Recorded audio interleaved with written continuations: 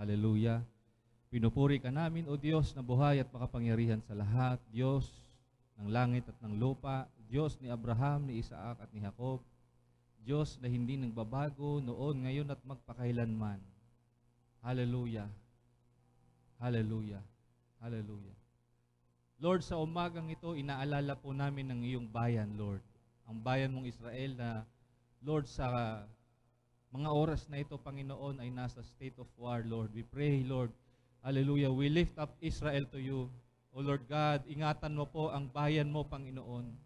Hallelujah, Lord, depensahan mo po, Panginoon, ang kanilang mga syudad, Panginoon, in the name of Jesus Christ, ang Jerusalem, ang buong Israel, Lord, lalong-lalo na doon sa border ng Gaza, Panginoon, Lord, protect your people, Lord God. No more casualties, Lord, sa side ng Israelita, Panginoon, in the name of Jesus Christ, Lord. Hallelujah, Lord. Remove, O Lord God, every terrorist in that country right now, Lord. In the name of Jesus, we pray for deliverance, Lord God, for your people, Israel, Lord God. Hallelujah, in the name of Jesus Christ, Lord. Hallelujah. At sa umagang ito, Panginoon, sa amin pong pag-aaral ng iyong pong mga salita, Panginoon, Lord God, kami ay iyong samahan, Panginoon.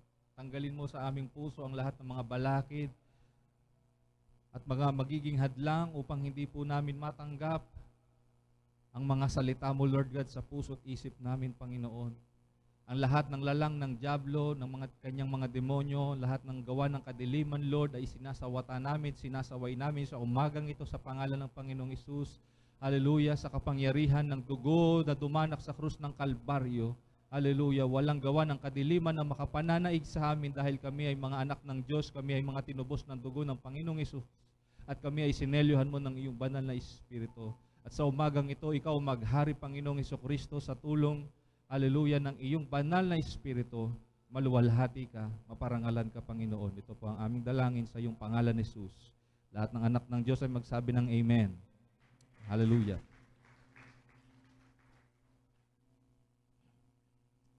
Praise God. So, patuloy po natin, tulungan niyo po, lahat po tayo ay ipanalangin po natin ang bayan ng Israel dahil pinagpapala po ang bayan na nagmamahal sa bansang Israel. Amen po ba? Nakasulat po yan sa Bible. Okay? So, ngayong umaga po, tayo ay mag-aral po ng salita ng Diyos. Ang atin pong topic for this morning is full of power. Ayan nga, sabihin nyo nga po, full of power.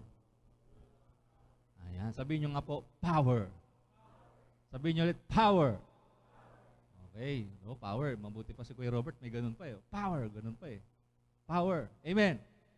Ang isang Kristiyano po, dapat punong-puno siya ng kapangyarihan. Sabi mo sa katabi mo, puno ka ba ng kapangyarihan? Diba? Sino naglalaro dito nung charge? Diba yung ganun? Charge. Sino may alam nun? Hindi nyo alam yon, ano ba kayo? Diba? Pag naka-3 charge ka na, pwede ka na mag-super saiyan. Tapos magcha-charge ka ulit, pwede ka na mag-kami-kami wave. Alam nyo na? Oh. Batang 90s, di nyo alam? Yun. Okay? So, full of power. Sabihin nyo ulit, full of power. Okay. Sabi po rito sa 1 Corinthians chapter 2, verse 4 hanggang verse 5, my speech and my preaching were not with persuasive words of human wisdom. Ito po ay sulat ni Pablo sa mga taga-Korinto. Ang kanyang pananalita, ang kanyang pangangaral daw po ay hindi sa pamamagitan ng mabulaklak na pananalita o ng katalinuhan ng tao, kundi, sabi diyan, in demonstration of the Spirit and of power. Sabi nyo nga po ulit, power. Nakita nyo po yun? Pag nangangaral daw si Pablo, hindi niya ginagamit yung talino niya. Bakit? Matalino si Pablo. Siya ay isang kabilang sa isang sekta ng mga Pariseyo. So sa marami na po nating pag-aaral at pag-uusap, pag sinabi pong Pariseyo, sila yung masters of the law. Yung Pentateuch kung tawagin o yung Torah. The Torah is the first 5 books of your Bible, Genesis, Exodus, Leviticus, Numbers, and Deuteronomy. They mastered that. They are teachers and masters of the law. Pharisee. Kabisado po nila yung batas. o yung Torah na tinatawag. Okay? Kung katalinuhan lang, matalino si Pablo. Pero sabi niya, pag siya'y nangangaral, hindi niya ginagamit yung katalinuhan niya. Amen. Pag siya'y nangangaral, ang sabi diyan, dinedemonstrate niya ang kapangyarihan ng Diyos. Amen. In demonstration of the Spirit and of power. Sabi niyo ulit, power. That your faith should not be in the wisdom of men, but in the power of God. Amen? Kaya daw po si Pablo, kaya siya nangangaral ng may ano ba yung demonstration sa Tagalog? Ha? Hindi, paglalarawan para illustration yan eh. Demonstrate eh, dine-demonstrate. Ano ba sa Tagalog yan? Pakitulungan nga ako. Demonstration. Pagpapakita o pagpapamalas. Amen? Pagpapamalas ng kapangyarihan ng Espiritu Santo. Amen? Okay? Sa pamamagitan daw nun, ang pananampalataya daw natin ay hindi dun sa galing nung nagsasalita, kundi dun sa kapangyarihan ng Diyos. Amen? Amen? Okay. Sabi dito sa 1 Corinto chapter 4 and verse 20, for the kingdom of God is not in word, but in power. Sabihin nyo nga po ulit, power. Ang kaharian daw ng Diyos ay hindi sa pamamagitan ng dada ng dada. Hello? Hello? Marami magaling dumada pero walang power. Sabihin nyo nga po ulit, power. Diba? Ibig sabihin ng power, hindi yung malakas ka lang magsalita. Hello? Hello? Okay? Ang power po ay nagmula po sa Greek word na dunamis. Sabihin nyo nga po, dunamis. Okay? Ang power, it comes from the Greek word dunamis. D-U-N-A-M-I-S. Dunamis. Ang ibig pong sabihin ng dunamis, dyan po kinuha yung word na dynamite. Okay nyo imagine, in dynamite, ano po yung imahinasyon ninyo patungkol sa dinamita? Anong naiisip nyo pag sinabing dinamita? Sumasabog. Ano pa? Ha?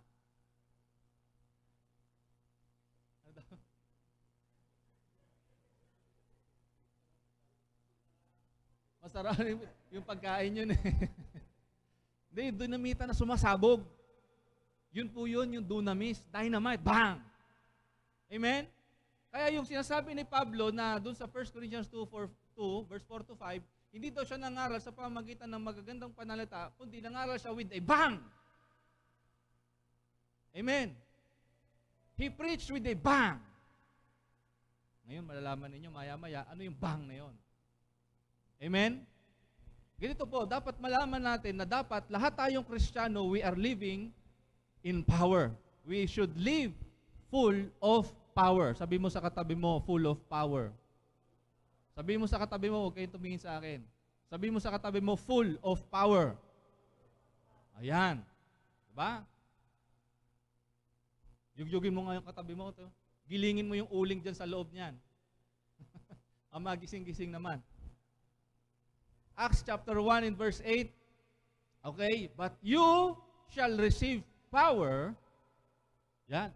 Makakatanggap daw tayo ng kapangyarihan when the Holy Spirit has come upon you. Tatanggap tayo ng kapangyarihan kapag tayo daw ay, pinanahanan ng banal na Espiritu. Amen. Tingnan mo nga yung katabi mo. Tingnan mo nga yung katabi mo. Pinananahanan ba ng Espiritu Santo yan? Baka ibang Espiritu yung nandiyan. Baka Espiritu ng San Miguel yan.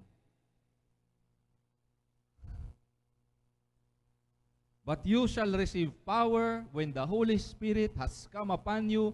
And, tingnan nyo po ha, gusto ko bang maunawaan po ninyo, when you receive power as a Christian, it moves you to witness or to share Jesus. Amen? O, dapat po sa ating mga Christian, naunawaan po natin, ang kapangyarihan po na ibinibigay sa atin ng Diyos ay para parangalan si Jesucristo. Hindi po siya for personal use. Hindi siya hygiene kit. na pang personal use mo. Hindi tayo tumanggap ng kapangyarihan mula sa Diyos para pang sarili lang po natin, para enjoyin natin. Tumanggap tayo ng kapangyarihan para parangalan si Kristo at ipakilala si Kristo sa lahat ng mga tao. Sabi diyan, you shall receive power when the Holy Spirit has come upon you, and you shall be witnesses. Alam niyo po ba yung word na witness diyan? Pag hinanap niyo po sa Greek, hindi po yan yung witness na nahaharap sa sakdal. Yung witness po na yan, pag tinignan niyo po diyan sa Greek Bible po, ang ibig sabihin ng witness is martus. Martus. Anong ibig sabihin ng martus? Martyr. Handang mamatay para kay Kristo. Tingnan mo nga yung katabi mo. Tingnan mo nga yan. Tanungin mo nga yan, handa ka bang mamatay?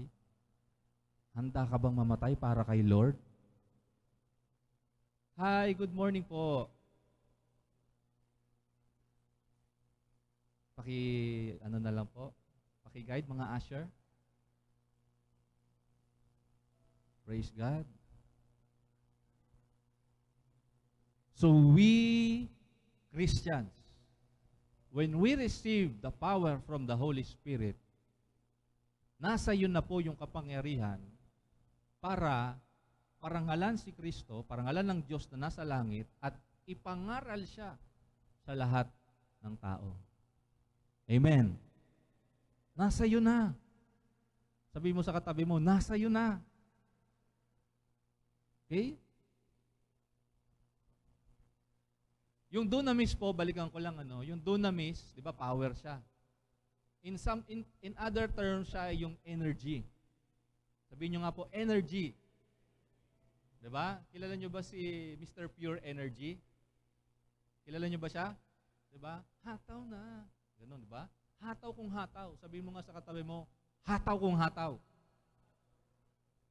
Kahapon, nadoon kami sa Nazareth. Kahapon, nasa Nazareth kami. Grabe yung kasama namin, babae doon, hataw na hataw sa pagsayaw. Hindi ko na sasabihin kung sino, mamaya sa picture na lang makikita nyo.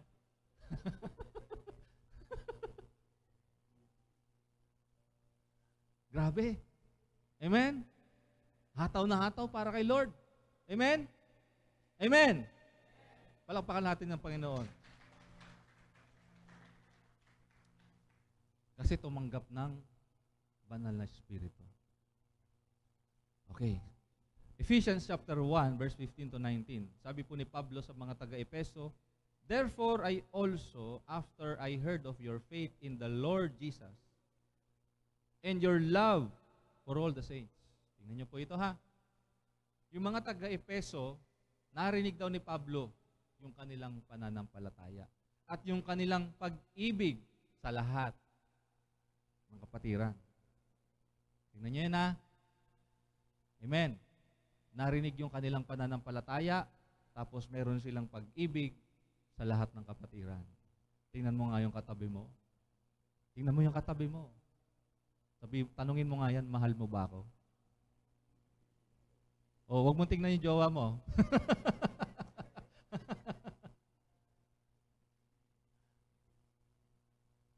Okay. Yung love po dyan, okay, yung love po na word dyan is not a romantic kind of love. Okay? Ang love po na sinasabi rito is the God kind of love, o sa Greek, agape or agapao. Kasi po yung romantic love is eros. Yung friendly love naman ay phileo. Phileo. P-H-I-L-E-O. Good morning po. Welcome po sa tahanan ng Panginoon. Sabihin niyo po phileo. Ayan. Ang phileo, friendly love po yan. Pagmamahal ng isang kaibigan. Eros, romantic love. Okay? And then, the highest kind of love is agape or agapao. It's the God kind of love. Pag sinabi pong agape, ito po yung pag-ibig na siya ay unselfish. Meron siyang unselfish concern for others. Amen? And you think the best for others. Ulitin ko po ha. Ang agape love is you have unselfish concern for others. Kasi yung iba, selfish concern. Kaya ka umiibig kasi merong kapalit. Naintindihan po? Hindi po yun agape. Ang agape love, you love because you want to give love. Not because you want something in return. Naintindihan po? And more so, you think the best for that person.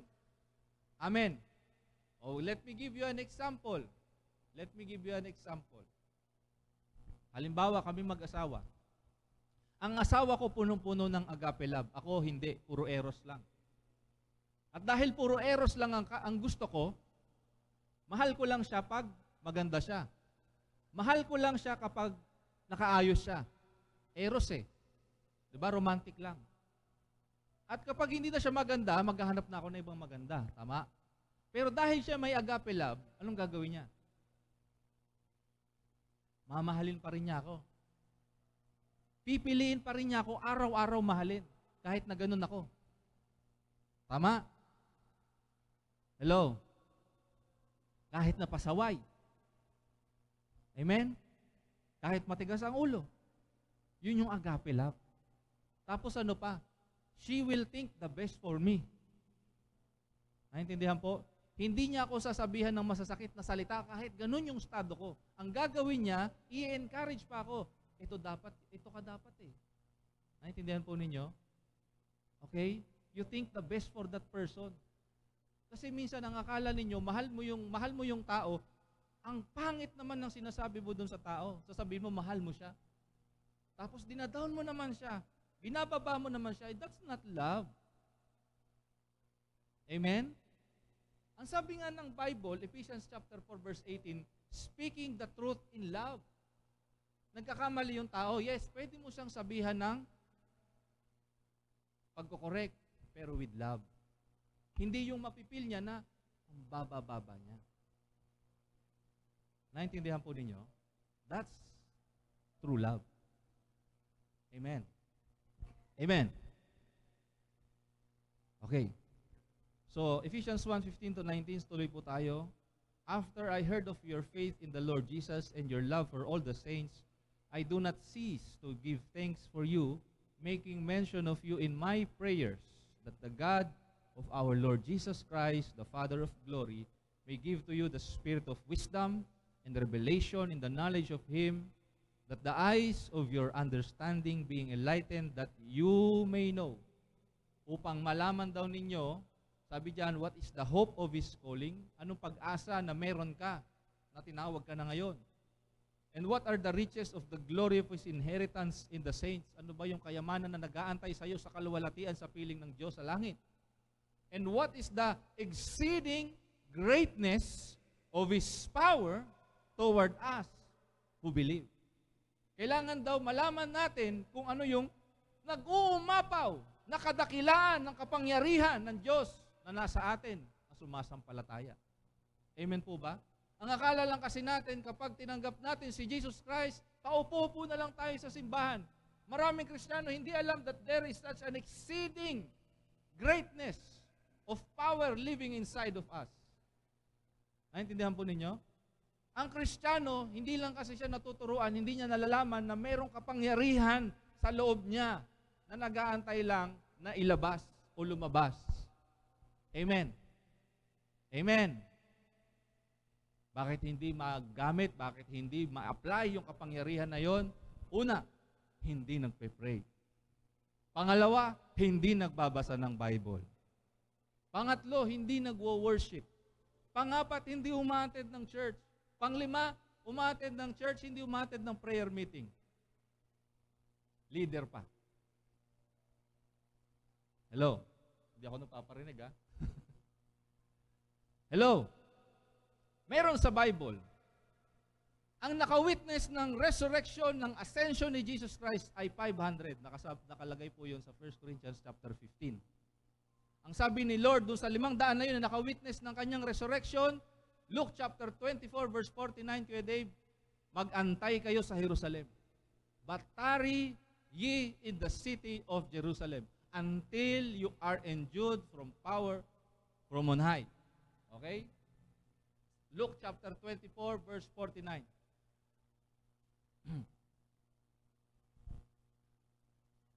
Sabi diyan, I send the promise of my Father upon you, speaking about the Holy Spirit. But tari, ang tari po, ibig sabihin niyan, hindi yung tari ng manok na pansabong. Yung tari na yan, yung mag-antay ka. Wait. Wait in the city of Jerusalem until you are endued, hanggang ikaw ay mapuspos ng kapangyarihan mula sa itaas. 500 ang sinabihan niya ni Kristo. Sabi ng 1 Corinthians 15. Pero pagpunta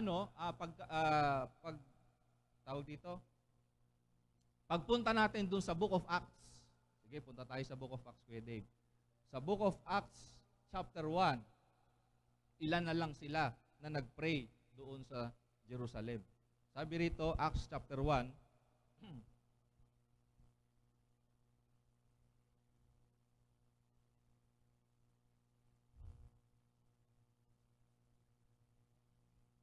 sa verse 15. Yan. Andiyan na tayo? Tingnan niyo po ha. And in those days, Peter stood up in the midst of the disciples. Altogether, the number of names was about, ilan? Ilan na lang sila nag-pray? Ilan na lang sila nag-antay doon sa kapangyarihan? 120. Saan napunta yung 380? Saan napunta yung 380? Gusto lang humayo ng humayo. Gusto lang mag-ministry ng mag-ministry. Ayaw umatid ng prayer meeting. Hindi nila alam na yung kapangyarihan sa paghayo ay nasa prayer meeting. Pwede kang humayo ng humayo. Huwag kang umatid ng prayer meeting. Sige lang, mapapagod ka. Pero pag ikaw umatid ka ng prayer meeting, bago ka humayo, sigurado, punong-puno ka ng kapangyarihan. Amen? Kaya nga sabi ko sa inyo, yung babaeng kasama namin kahapon sa punong-puno ng kapangyarihan. Ano, Dave, no? Ay, wala ka pala nun. Si June, di ba? Oh. Nabidyohan ko yon. Palakpakan natin si Lord. Okay? Sabi dyan, balik tayo sa slide natin kay Dave, the exceeding greatness of His power toward us who believe. Tanungin mo yung katabi mo, sumasampalataya ka ba? Tanungin mo yung katabi mo, sumasampalataya ka ba? Kung sumasampalataya ka, may kapangyarihan sa puso mo. Amen? Sabi dyan, according to the working of His mighty power. Itong ibig sabihin po nito is God's enablement. God's enablement. Sabihin nyo nga po, God's enablement. Okay, pakibukas nga Kuya Dave. Philippians chapter 2 verse 13. Wala po ako dyan sa slide eh. Philippians chapter 2 verse 13. Yan po yung God's enablement na sinasabi ko. Ayan, okay? For it is God who works in you. O, Tagalogin natin, Kuya Dave, sa ASND para mas maintindihan natin. O, sabi dyan, sapagkat ang Diyos ang siyang nagbibigay sa inyo ng unang-una, binibigyan ka niya ng desire. Mayroon kang tumitibok yung puso mo na magpunta sa outreach, sumama ng outreach. May desire na, pero wala pa yung pagpunta. Pero may desire na. At, yun na, kakayahan. Binibigyan, tinutulungan ka niya magkaroon ka ng desire, at tinutulungan ka niya, mabigyan ka ng kakayahan na naggawin yung pinapagawa niya. Amen. That's the work of the Holy Spirit in us. Amen. Amen. Kaya nga, kaninang umaga, pinili niyong gumising ng maaga kasi meron kayong desire na marinig ang salita ng Diyos. Amen. Amen. At dahil may desire kayo, binigyan din kayo ng Diyos ng kakayahan na maligo kahit malamig yung tubig at magbihis. At pumunta sa church. Kahit yung iba sa inyo naglakad, yung iba galing pa ng malayo. Amen. It is God who works in us, both to will and to do according to His good pleasure. Amen? Binibigay niya sa atin yung desire. Binibigay niya sa atin yung kakayahan para magawa natin yung nakakaluwalhati, nakakapagbigay karangalan sa Kanya. Amen? Sabihin niyo nga po, full of power. Okay. Sa next slide po natin, sabi rito, the gospel is the power of God to salvation. Amen? Romans chapter 1 verse 16, for I am not ashamed of the gospel of Christ, for it is the power of God to salvation for everyone who believes, for the Jew first and also for the Greek. The gospel of Jesus Christ, ang sabi diyan, it is the power of God. Sabihin niyo nga po, power of God. It is the power of God to salvation. Amen. Ang ebanghelyo ng Panginoong Hesukristo, that the gospel, ang mabuting balita tungkol kay Kristo, yan daw ang kapangyarihan ng Diyos upang maligtas ang tao mula sa kanyang kasalanan. Ito ay para sa lahat. Walang pinipili ang gospel. Naintindihan po ninyo? Walang pinipili ang mabuting balita ng Diyos. Pero tayong tao, pwede tayong mamili kung tatanggapin natin ito o hindi. Amen. Nagkakaroon lang ito ng kapangyarihan sa buhay natin para maligtas tayo kung tayo daw ay sasampalataya. Ang sabi diyan, no, malinaw na malinaw, it is the power of God to salvation for everyone. Hindi natapos sa everyone, diba? Who believes. Who believes. Pwede kasing narinig mo lang yung gospel, pero hindi mo pinaniwalaan at hindi mo tinanggap. Amen. 1 Corinthians chapter 1 verse 18, sabi rito, for the message of the cross is foolishness to those who are perishing. But to us who are being saved, it is the power of God. Ang mensahe daw ng pagkapako ni Jesus sa krus ay kahangalan sa ibang mga tao, sa mga napapahamak. Pero sa ating mga iniligtas at patuloy na iniingatan para maligtas, ito ay kapangyarihan ng Diyos. Amen po ba? That is why we love what Jesus did on the cross. Amen. That's why a true Christian loves Jesus because of what He did on the cross. Amen. Not because ang dahilan mo kaya mo sinusunod si Kristo kasi gusto mong yumaman, gusto mong gumaling. Hello. Gusto mong makita mo dito yung one and only mo. No. The only reason why you love Jesus, it's because of what He did on the cross for me and for you. Amen po ba? Ano ba yung ginawa niya sa krus? Inako niya ang kasalanan ng tao. Amen?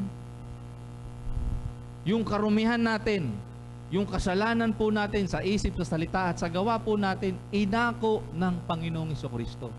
At kung ikaw, kapatid, tinanggap mo yung mensahe na yun, yung kabutihang loob na yun ng Panginoon, sabi diyan, yun yung kapangyarihan ng Diyos para maligtas ka mula doon sa impyerno. Amen po ba? Amen. Pag tinanggap mo yun, ligtas ka na mula doon sa impyerno. Wala ka na kailangan idagdag doon sa ginawa ni Jesus. Amen? Amen? What you are doing here at church is just your gratefulness. Di ba, tinapik na po natin yan. Yung ginagawa nyo po dito sa church, yan na lang yung gratefulness o yung pagtanaw ng utang na loob sa Panginoon sa ginawa niya para sa atin. Amen po ba? Hindi natin to ginagawa para madagdagan natin yung puntos natin sa langit. Naintindihan po ba? Hindi po totoo yung dagdag points. Okay? Kasi yung ginawa ni Jesus Christ, 100 over 100 na yon. Amen? Amen. Palapakan nga po natin ng Panginoon. Hallelujah. May sinulat ako dito, hindi ko lang nalagay dyan sa outline. Hearing and receiving the finished work of Christ on the cross conquers the power of sin in our lives. Okay, ulitin ko ha. Hearing and receiving. Hearing and receiving. Sabi mo sa katabi mo, hearing. Sabi mo sa katabi mo, huwag kayo tumingin sa akin. Hearing and receiving. Okay? Pakikinig at pagtanggap. Amen. Pagtanggap. Kasi, sinabi ko kanina, pwede mong marinig, pero pwede mong i-resist. Amen. Okay. Next, ano pa yung power? The power over unclean spirits. Ang sabi ng Lucas chapter 9 verse 1 to 2, then he called his 12 disciples together and gave them power and authority over all demons. Sabihin nyo nga po, power over all demons. Ulitin po natin, power over all demons.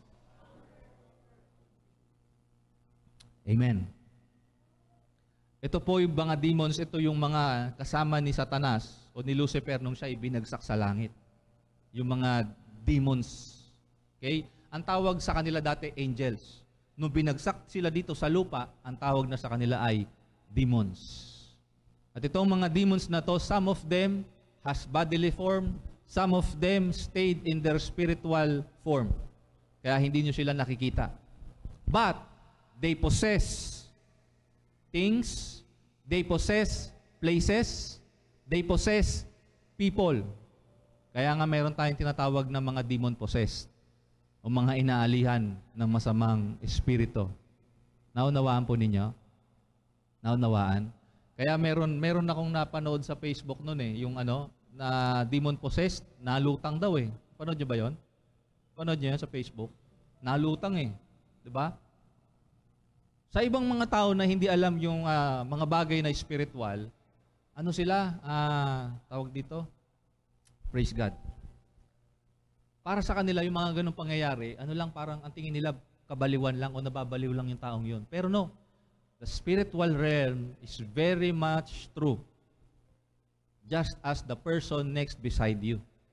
Naintindihan po ninyo? Naintindihan po ninyo? Naintindihan po ba ninyo? Pwede po na paglabas ninyo sa church na ito, kung hindi kayo puspos ng kapangyarihan ng Espiritu Santo at hindi kayo tinatakloban ng dugo ng Panginoong Jesucristo, paglabas nyo ng simbahan, may bit kayo na demonyo. Hindi nyo lang alam. Kaya pag uwi nyo sa bahay, mag-aaway kayo ng asawa mo. Kagagaling nyo sa church, no? Bigla kayo mag-aaway kasi mayroong karga. Naintindihan po ninyo? May karga. Okay? But, sabi diyan, si Jesus, binigyan daw tayo ng kapangyarihan laban sa lahat ng mga demonyo. Hello? Hello? Okay. Ang mga demonyo po, sabi ng Ephesians chapter 6 verse 12. Tignan niyo po yan. Pwede. Efeso chapter 6 verse 12. ASND po. Efeso chapter 6 verse 12. Sabi diyan, tignan niyo po sapagkat ang kalaban natin ay hindi mga tao, kundi masasamang espiritu sa himpapawid. Tingnan niyo? Tingnan mo yung katabi mo. Tingnan mo yung katabi mo, dali. Tingnan mo yung katabi mo. Titigan mo yung katabi mo. Titigan mo. Titigan mo. Hindi yan ang kaaway mo. Hindi siya ang kaaway mo. Ang kaaway daw natin ay mga masasamang, masamang espiritu.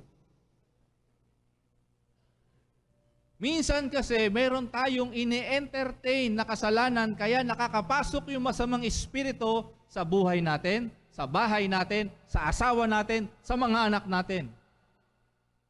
Alright? Ang demonyo, hindi yan makakapasok sa buhay ng taong namumuhay ng matuwid. Sumusunod sa nakasulat sa Bible, laging nagpe-pray, laging nag-worship. Amen? Kaya nagkakaroon tayo ng desire o cravings na muling gumawa ng kasalanan. Bakit? Kasi hindi tayo nagpe-pray. Hindi tayo nagbabasa ng Bible, hindi tayo nag-worship, hindi umatid ng prayer meeting. Alam nyo po, kahit na tumayo tayo dito sa harapan, lahat tayo mag-minister, pero kung tayo personally, wala tayong intimacy sa Panginoon, talo ka pa rin paglabas mo ng simbahan. Paglabas mo ng simbahan, mag-yosi ka ulit. Maninigarilyo ka. Pareho lang pala yun. Iinom ka ng alak. Maglalasing ka na naman. Magmumura ka na naman. Bakit?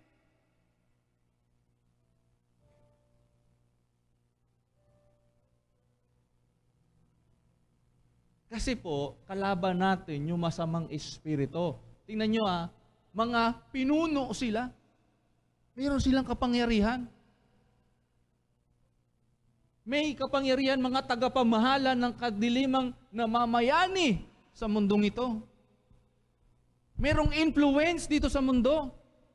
Sabi nga ni Dave noong nakaraan, isa sa hindi niya makalimutang verse nung siya ay pumasok ng EGR tapos post-encounter at nag-School of Leaders, yung 1 John 5:19. Ano yung 1 John 5:19? We know that we are of God and that this whole world lays under the sway of the wicked one. Ang buong mundong ito daw, umaagos sa kagustuhan ng masama. Sino yun? Si Satanas. Kaya kapag hindi tayo nagtago sa presence ni Lord, sa prayer, in reading the Word, in worship, in prayer meeting, sa mga gawain sa church, kikilos ulit yung masasamang espiritu na yan. I-impluensyahan ka niyan ulit na manigarilyo, maglasing, mambabae, manlalaki, ano pa? Dayain yung asawa mo, dayain mo yung test mo, ano pa? Matulog ka buong maghapon, magdamag, maging batugan. Alam mo, kasalanan yung pagiging batugan. Pati yung pagiging matakaw.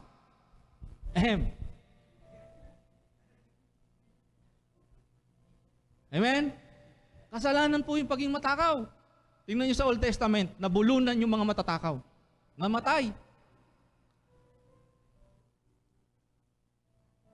Sabi mo sa katabi mo, huwag ka nang batugan at matakaw.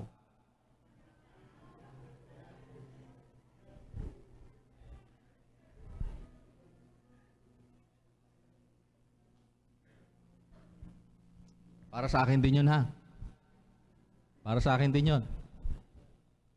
Kasi po, pag iniisip natin kasalanan, nakala natin yung droga lang, sigarilyo, alak.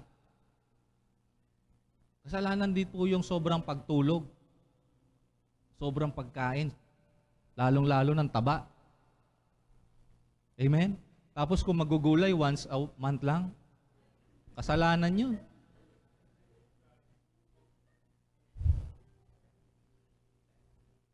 Sabi mo sa katabi mo, bago ka na, baby. Hallelujah.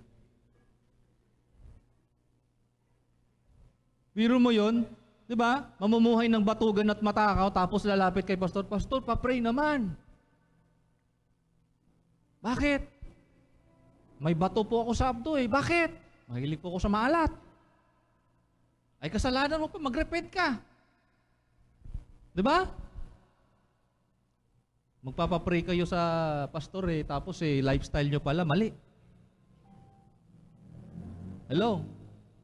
Sabi mo ulit sa katabi mo, magbago ka na, baby. Ano pang kasalanan sa Bible? Mga chismosa.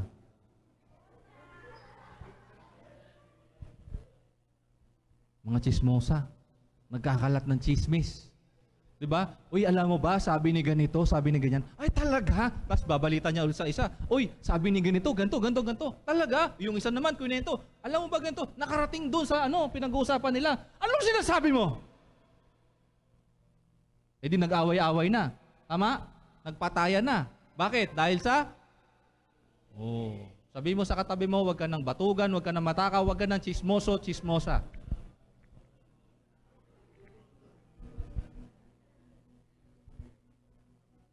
Diba? Kung hindi mo kayang sabihin sa harapan ko, huwag mong sabihin sa iba. Sabi mo sa katabi mo. Sabi mo sa katabi mo. Kung hindi mo kayang sabihin sa harapan ko, huwag mong sabihin sa iba. Kasi pag sinabi mo sa iba na hindi mo sinasabi sa akin, sinichismis mo na ako. At kasalanan yon. Ang chismoso, ang chismosa, mapupunta sa impyerno. Oh, tama na. Wag na kayo magchismisan. Then he called his 12 disciples together. Gusto po ng Panginoon, ang disciple niya, sama-sama lagi. Sabi ko, sama-sama lagi. Amen? Pag may gawain, sumama kayo lagi. Amen? Oh, katulad niyan. Pag Monday, meron tayong virtual devotion. Sinesend po namin yung link doon sa ating GC, yung FAM, BJC FAM. Okay? Sinesend po namin yung link doon. Libre naman yun, walang bayad po yun. Diba? Doon, magkakaroon tayo ng fellowship, reading the Word. Amen? Mas lalo tayong nagkakakilakilanlan. Amen? Hindi lang tuwing Sunday. Pag binasa nyo po yung early church, araw-araw silang nagkikita. Acts chapter 2, Acts chapter 4, araw-araw sila nagkikita. Eh yung iba gusto once a week lang pumunta ng church. Hello? Tapos may plano po kami dito sa church, magtuturo po ako ng paggawa ng teaching or ng outline sa pagtuturo ninyo ng mga Bible study. Sinong gustong sumama? O si Simon, grabe oh. Nagtaas ng kamay, maglilid ng Bible study oh. Tayo ka nga Simon, tayo. Tayo. Sabi ko tayo. Tayo, tumayo ka na ba? Hindi, joke lang. O di ba? Nagtaas ng kamay. Gusto matuto magturo ng Bible study. Tabikin mo nga yung katabi mo, kamusta ka naman? Nay, hiyang-hiya naman ako sa'yo. Si Simon, oh, 9 years old, tama? Oo. Gusto mag-lead ng Bible study? Oh, kalabitin mo yung katabi mo, nahiya naman ako sa'yo.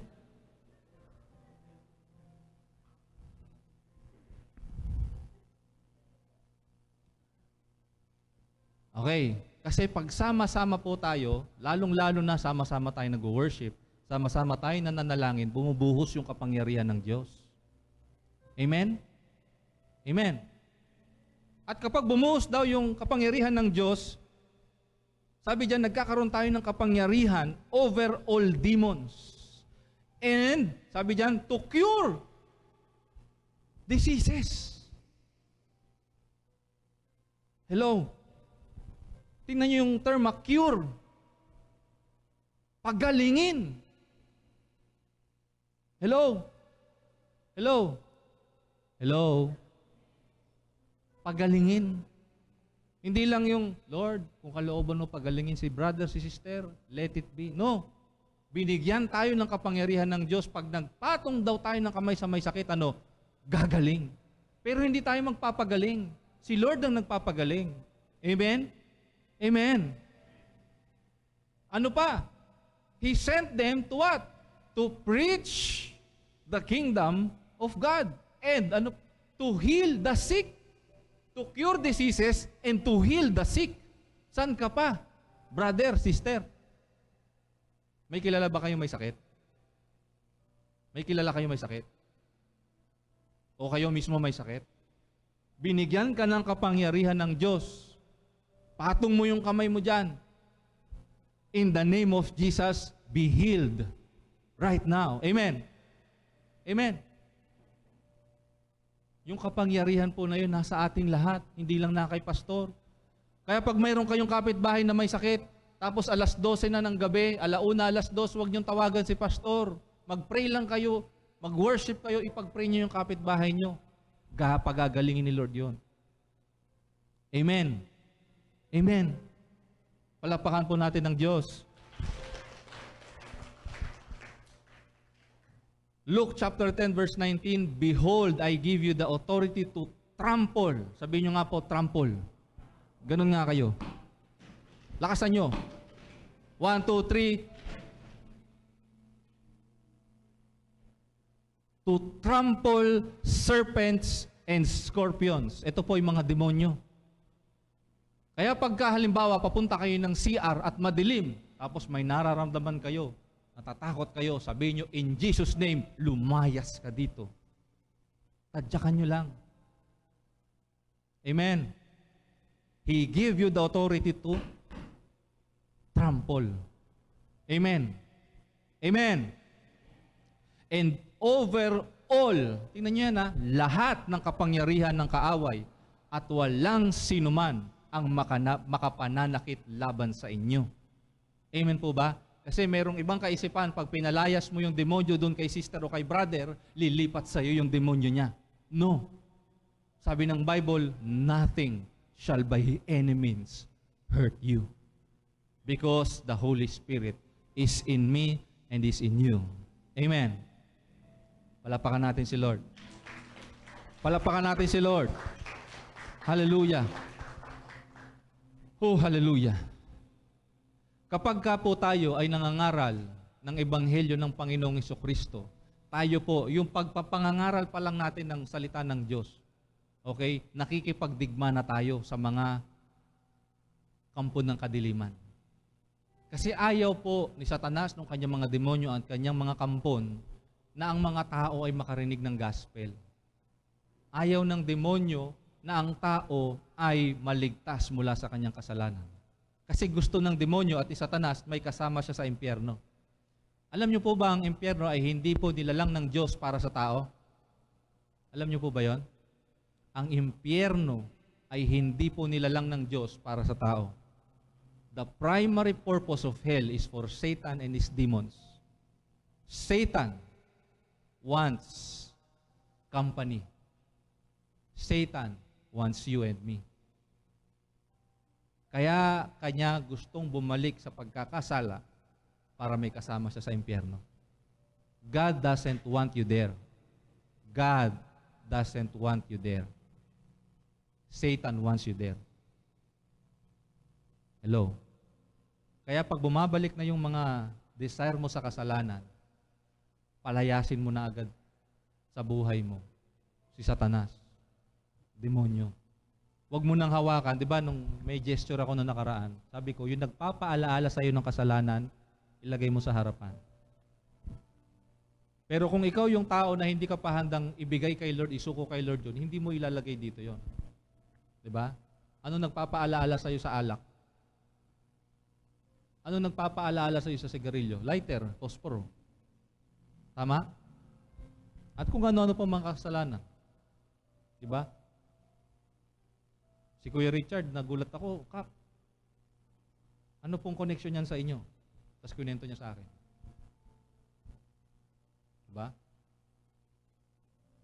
Hello? Huwag mo nang tingnan. Sabi mo sa katabi mo, huwag mo nang titigan. Huwag mo nang hawakan.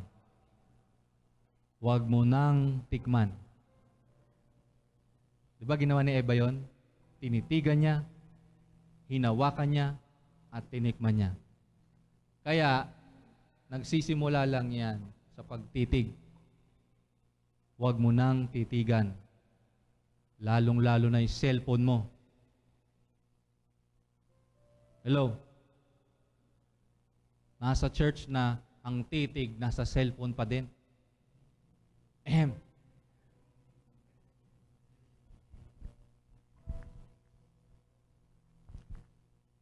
Okay?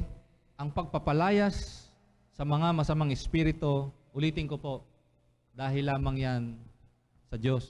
It's God's enablement. Babalik ako doon sa Philippians 2:13. It is God who works in you, both to will and to do. Amen po ba? The Holy Spirit in you. It is only through God's enablement. Next, the power over Satan. Kasi yung kanina nating in-address, yung mga ano lang niya, mga galamay lang niya. Pero we also have power over Satan in the name of Jesus Christ. Okay, sabi ng Bible, Revelation chapter 12, verse 9 to 11, so the great dragon was cast out, that serpent of old, siya yung ahas doon sa Genesis. called the devil and Satan, who deceives the whole world. Dinadaya daw niya ang buong mundo. He was cast to the earth, and his angels were cast out with him.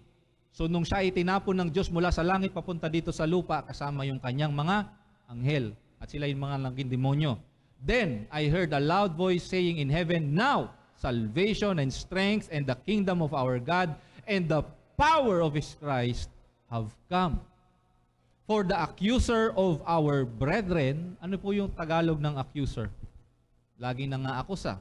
Diba? Kapag ikaw ay isang taong lagi mong inaakusahan, yung kapatid mo o kahit na sino mang tao, lagi ka nang aakusa, lagi ka nang bibintang, tinatrabaho mo yung trabaho ni Satanas. Trabaho ni Satanas yan. The accuser of our brethren. Pero halimbawa, tinanong ka lang, "Brother, totoo ba to?" Hindi po accusation yon. Okay? Pag tinanong ka about certain thing, sagutin mo lang ng totoo. Amen? The accuser of our brethren who accused them before our God day and night has been cast down. And, ito na, they overcame him. Sino yung him? Si Satan. Sino yung they? Sino yung they? Mga Kristiyano. They overcame him by the blood of the Lamb and by the word of their testimony. Sabihin nyo nga po, patotoo. Sabihin nyo ulit, patotoo. Magagapin nyo po ang lahat ng lalang ni Satanas sa buhay po ninyo kapag yung buhay ninyo is a living testimony of obedience to Christ. Amen. Amen. Ito pa. And they did not love their lives to the death. Hindi nila inibig yung kanilang buhay dito sa lupa. Amen po ba? Handa po sila na mamatay para kay Kristo. Handa silang iwan ang lahat. Alam niyo po ba, pinag-pray ko ito, hindi ko alam kung kagabi o nung isang gabi. Sabi ko sa Kanya, "Lord, I am willing to sacrifice my dreams just to follow you." Pinag-pray niyo ba yon? Sino na nag-pray ng ganon? Ako lang? Ako lang? I am willing to sacrifice my plans, my dreams, and my hopes just to follow you. Pinag-pray nyo na po ba yan? Pag hindi nyo pa po pinag-pray yan, hindi pa kayo sukong-suko kay Lord. Kaya umpisahan nyo na ipag-pray yan. Try nyo. Bakit ko sinabi kay Lord yon? Kasi alam ko yung nakasulat sa Bible, Jeremiah 29 verse 11. "For I know the plans I have for you," sabi ng Panginoon. Plans to prosper you and not to harm you. Plans to give you hope and a future. Ang sabi pa niya sa Isaiah chapter 58, "My thoughts are not your thoughts, my ways are not your ways." Sige Lord, kung paano yung paraan mo, yun ang susundin ko. Amen. Hindi sa kaparaanan ko, sige Lord, sa kaparaanan mo. Amen. Marami kasi, okay, hindi ko alam kung mayroon dito, gusto niyang maging matagumpay, pero sa sarili niyang pamamaraan. Gusto mong maging mabuting asawa. Gusto mong maging mabuting provider sa iyong mga anak at sa iyong asawa. Pero ginagawa mo sa sarili mong pamamaraan. Gusto mong guminhawa yung buhay mo, pero ginagawa mo sa sarili mong pamamaraan. Hello. Ang sabi ng Proverbs 3, verse 5, "Trust in the Lord with all your heart. Lean not on your own understanding, and in all your ways acknowledge Him, and He will direct your paths." Amen. Hindi ka po dadalhin ng Diyos o hindi ka uutusan ng Diyos na pumunta sa isang lugar at gawin yung isang bagay na hindi ka po niya sasamahan. Amen? Magtiwala ka lang. Amen? Huwag kang magtiwala sa nakikita mo.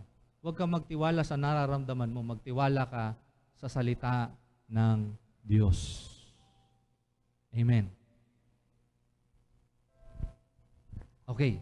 So yung mga kapangyarihan na binanggit po natin kanina, these are supernatural. Amen po ba? Sa iba, pag ako nangaral sa ibang Christian, alive na alive yan kasi gusto nila ng power eh. Naintindihan po ninyo? Sige, pastor, gusto ko magpalayas ng diablo, gusto ko magpalayas ng mga demonyo, gusto ko, pagka pumunta ako sa mga ospital, gumagaling ng mga may sakit. Sige, pastor, gusto ko yan. Tama ba? Sa ibang Kristiyano, gustong-gusto yan, yung power ng mga ganyan. Pero balansehin po natin. Sapat ba na meron ka lang kapangyarihan na yurakan yung mga gawa ng demonyo? Sapat ba na meron kang kapangyarihan na ipangaral yung ebanghelyo? Sapat ba na meron kang kapangyarihan na pagtagumpayan yung mga lalang ni Satanas sa buhay mo? Sapat ba yon? No, balansehin po natin. Sabi rito, 1 Corinthians chapter 4, verse 18 to 20. Now some are puffed up. Tingnan nyo ito ay Corinthian church. Dahil sa Corinthians po, gumagana yung spiritual gifts. Napag-usapan na po natin yan ng mga nakaraan, yung mga spiritual gifts. Some are puffed up. Yung iba daw, lumaki na yung ulo dahil dun sa mga spiritual gifts. Ang galing ko na. Nakikita ba? Umatid na ako ng supernatural and prophetic worship level 1. Propeta na ako. Nakakakita na ako sa spiritual realm. Nakakarinig na ako ng tinig ng Diyos. I am a prophet. Some are puffed up. Lumaki na yung ulo. Naka-attend ng supernatural workshop level 1, level 2, level 3. Lahat na inatinan ng seminar at conference. As though I were not coming to you, but I will come to you shortly if the Lord wills, and I will know. Sabi ni Pablo, I will know, not the word of those who are puffed up. Amen. Makikita nyo po yung mayabang Kailangan niya pang ipagmalaki yung nagawa niya o ginagawa niya. Amen? Amen. Sabi ni Pablo, I will know kung talagang sila ay lumalakad sa kapangyarihan. Pag malaki ulo mo, pagmamalaki mo yung ginagawa mo at nagawa mo. Pero minsan kahit di ka magsalita, punong-puno ka ng kapangyarihan. Sabi diyan, for the kingdom of God is not in word, but in power. Sabihin nyo nga po, power. Sabihin nyo nga po sa katabi nyo, kitang-kita. Halatang-halata. Ang puff or puffed up, ang ibig sabihin po niyan, arrogante. Okay? Minsan sa pagiging arrogante, nagiging dominante. Tama? Tama po ba? Ganun naman yung kasunod nun Pagka meron ka ng arrogant mindset, you begin to dominate. Nagiging dominante. Alright? Hallelujah. 1 Thessalonians chapter 1 verse 5. Sabi ni Pablo, for our gospel did not come to you in word only, but also in power and in the Holy Spirit, and with much assurance. Ito na, naka-underline. You know what kind of men we were among you. That's power. That's power. You know what kind of men we were among you. Alam ninyo kung anong klaseng tao kami kapag kasama ninyo kami. Sino dito nakakilala sa akin? Madalas kong kasama. Sige nga. Kung ano ko dito sa pulpito, ano ako pagkasama niyo ako? Magsalita kayo. Bububugi ko. Sige nga. Natatakot ba kayo sa akin na yung pagka nagkamali kayo, isang kamali nyo lang, boboplakin ko na kayo? Ganun ba ako? Ganun ba ako? Diba? You know what kind of man or woman. We are. Amen? Pagkasama nyo kami. Kasi po, pag kayo nakatayo dito sa harapan, lalong-lalo na yung pormahan ni Paul, si Paul. Tayo ka nga, Paul. Diba? Tayo ka, Paul, dali. Tayo. Diba? Lalong-lalo, ganyan ang pormahan. Halika dito sa harapan. Halika dito, halika. Diba? Sabi ko nga kanina, no, pagsundo namin sa kanila, mas pastor ka pa sa akin, Diba? Pag lalong-lalo na, ganito pormahan mo, tapos tatayo ka dito. Hawakan mo yung mic. Hawakan mo, dali. Dali, hawakan mo. Mangaral ka na. Sige. Thank you. Diba? Lalong-lalo, ganyan pormahan mo. Ang tanong, pagbaba mo sa pulpitong ito, sino ka? Pagbaba mo dyan sa church, sino ka? Tanungin mo yung katabi mo.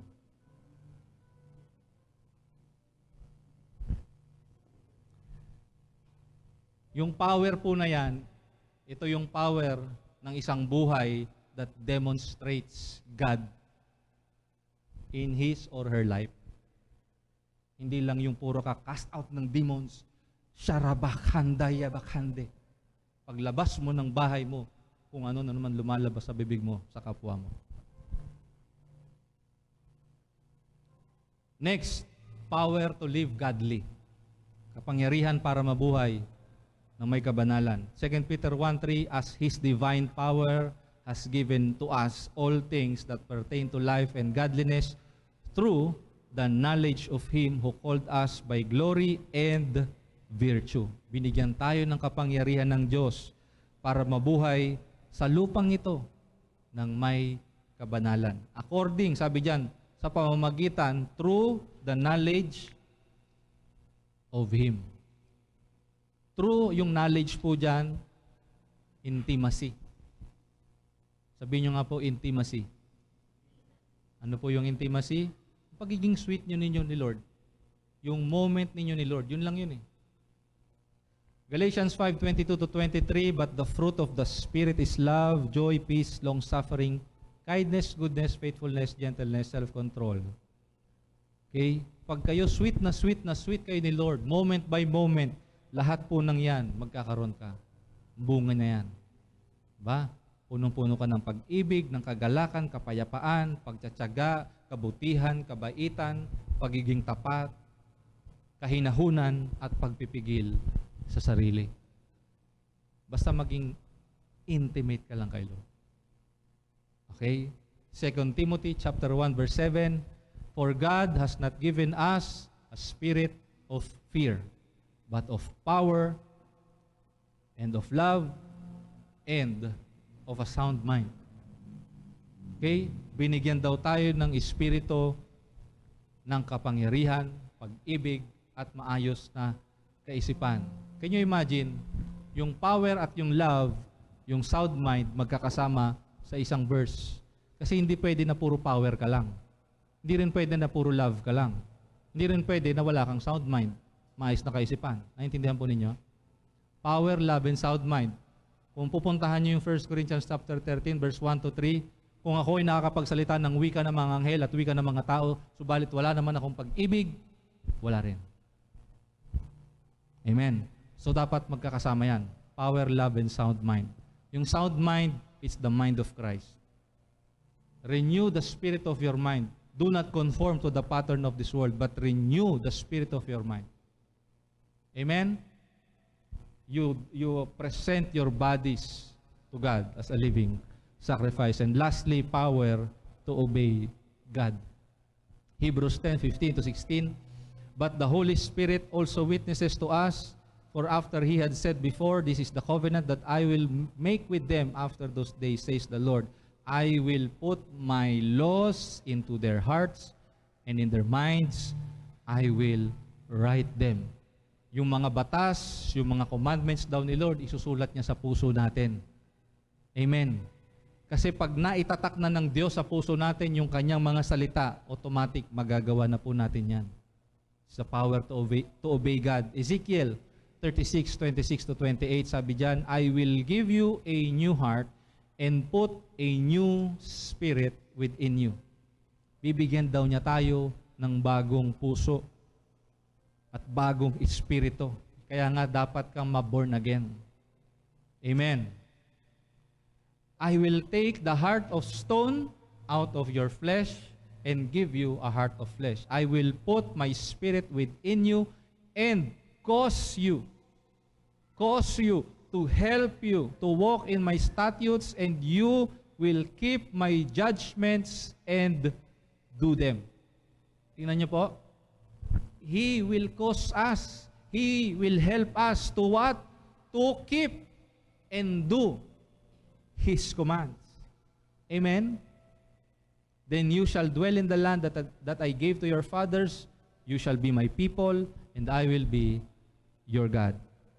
Amen? Amen po ba?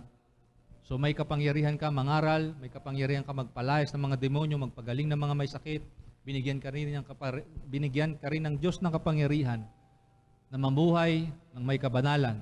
Binigyan ka ng Diyos ng kapangyarihan na sumunod sa Kanya. Amen po ba? Bakit niya binigay yung kapangyarihan na yan? Last verse, Exodus 9:16. But indeed, for this very reason, I have allowed you to live. Tingnan yung verse na yun, ha? I have allowed you to live for this reason. Titigan mo yung katabi mo ngayon. Kaya buhay pa yan dahil sa ganitong kadahilanan. Ano sabi? In order to show you my power, and in order that my name may be proclaimed throughout all the earth. Amen. Amen. Naintindihan niyo po ba ito? Kaya ka nananatiling buhay ngayon because this is your purpose. Una niyang ipapamala sa iyo yung kapangyarihan niya, and then what? Through your encounter with His glory, through your encounter with Him, you may show to the world His greatness, His goodness. Amen. Amen po ba? Na pag nararanasan po ninyo yung kapangyarihan ng Diyos, hindi lang dito sa church, kundi sa inyong mga bahay, pag nagpe-pray kayo, nag-worship kayo, nagbabasa kayo ng Bible, paglabas ninyo sa bahay ninyo, pagkausap nyo pa lang sa kapitbahay ninyo, kitang-kita na, halatang-halata na nag-uumapaw sa iyo yung kapangyarihan ng Diyos. Amen po ba? Amen po ba? Paglabas mo ng bahay, ikaw yung nakaka-impluwensya, hindi ikaw yung nai-impluwensyahan, kasi puno ka ng kapangyarihan eh. Amen. Amen. Palapakan po natin si Lord. Tayong lahat ay tumayo.